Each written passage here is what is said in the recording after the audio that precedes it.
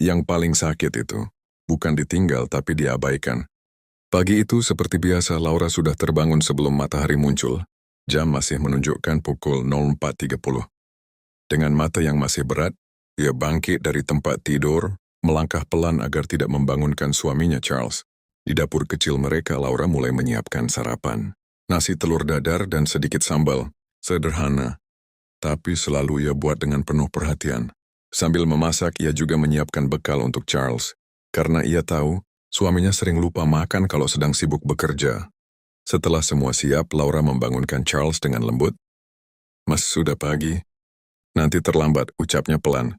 Charles hanya mengangguk, bangun tanpa banyak bicara. Ia duduk di meja makan, menyantap sarapan tanpa menatap Laura sedikit pun.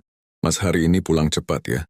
Aku kangen makan bareng," kata Laura hati-hati. Charles hanya menjawab singkat, "Lihat nanti." Itu saja, tidak ada senyuman. Tidak ada tatapan hangat. Pintu rumah tertutup. Charles berangkat kerja. Laura berdiri di depan pintu seperti biasa, menatap kepergian suaminya sampai tak terlihat lagi.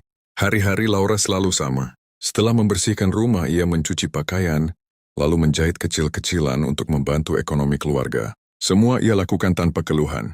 Namun di balik kesibukannya, ada satu hal yang selalu ia tunggu, perhatian dari suaminya.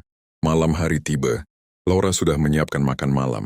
Ia sengaja memasak makanan favorite Charles. Ia duduk di meja makan menunggu. Jam menunjukkan pukul 8 malam, lalu 9 malam, hingga akhirnya pintu terbuka pukul 10 malam. Charles masuk dengan wajah lelah. Ia langsung duduk makan tanpa banyak bicara. "Mas, kapek ya?" tanya Laura pelan. "Iya," jawab Charles singkat. Laura mencoba tersenyum. "Aku masak kesukaan Mas." Charles hanya mengangguk. Tidak ada komentar. Tidak ada apresiasi. Hati Laura terasa sesak, tapi dia tetap diam. Hari demi hari berlalu seperti itu. Sampai suatu malam, Laura duduk sendirian di ruang tamu.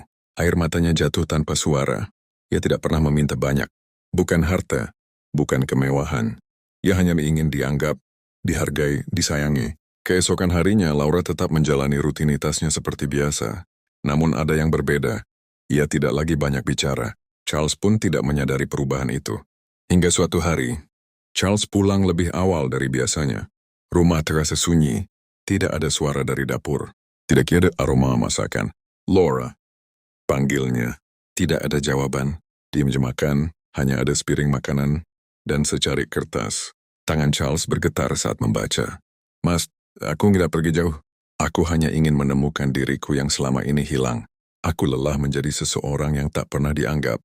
Maaf jika aku memilih untuk berhenti sejenak dari semua yang aku perjuangkan sendirian." Dunia Charles seakan berhenti. Untuk pertama kalinya, ia menyadari sesuatu yang selama ini ia abaikan. Rumah itu tidak pernah sepi, sampai Laura benar-benar pergi. Dan saat itu Charles akhirnya mengerti, perjuangan yang paling berat adalah perjuangan yang tidak pernah dihargai.